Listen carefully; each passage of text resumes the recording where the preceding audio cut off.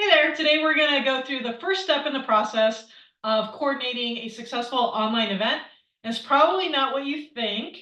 Some people are going to think, well, I need to pick a date and then I need to look at all this stuff. But what we really need to do is we need to figure out which problem are we helping people to solve.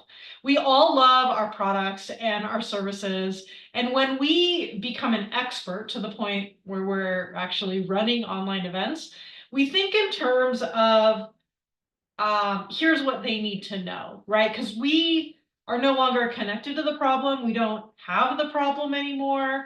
And so then we'll kind of go to the mountaintop and be like, hey, you guys need to know this thing. And so then we put this thing as the topic.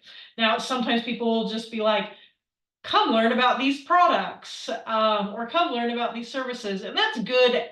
I don't know. We do one of those like every year just to see if we could get some direct interest. But for the most part, we want our online events to be problem specific so that people are sufficiently motivated to register, attend, and or watch the replay.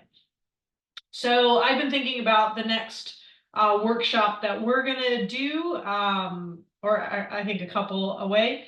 And one of the things that I want to tell people about are all the different triggers on why people buy. And I think that if you are a business owner and you are selling your products and services, then you are going to need to know why people buy so you can craft your communication around that. But that's like a philosophical, like, oh, that'd be nice, right? That's the solution, understanding why people buy. That's not the same thing as the problem. So that's the information I'm probably still going to give. And then at the end, I'll explain our coaching programs and how that supports that concept. But that's not what we're going to title the workshop. Now, I don't believe in switcheroos. I think that that is frustrating for everybody. And so what I did instead in my planning for this online event is I went to ChatGPT and I just looked up the question, what are some of the problems that business owners who are beginners at sales have? That's our target market. And I came up with I didn't, ChatGPT came up with a bunch of challenges, but they were written in business owners, like what they would say. So we have lack of confidence, insufficient knowledge of the product or service, poor understanding of the target market, inadequate sales skills, fear of rejection. Boom. Fear of rejection, the fear of hearing no can prevent beginners from reaching out to potential clients or following up on leads. And I'm like, that problem is specifically solved by the solution of if you understand why customers or clients buy, then you can arrange your communication in such a way where you get more yeses and less nos. If you get more yeses and less nos, maybe people will not be so worried about the rejection and they'll reach out to people and follow up on leads. So I'm like, yes, okay, cool. So now I have a concept, and I don't know what this will end up being by the time we promote it, but now the concept is overcoming fear of rejection. Understand why, and the subtitle is understand why customers buy so you get less no's and more yeses.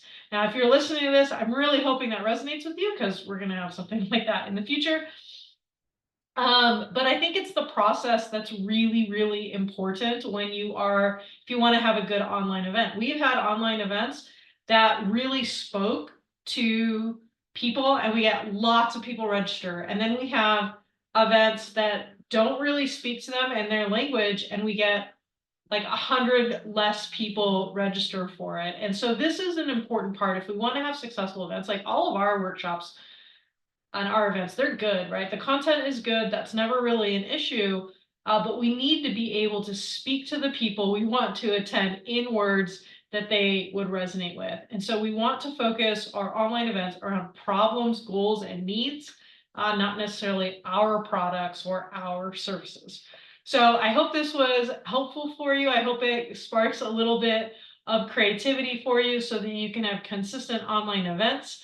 And we are actually having a workshop where we're going to go into all of the details of how to execute an online event. I'm going to give you everything that we've used over the past 8 years to execute our events. There's a lot of detail in there, including how to get their emails and what days to post what, and what does a personal invitation look like, all sorts of little details to help you to execute. So I hope you decide to sign up for that. That would be really, really awesome.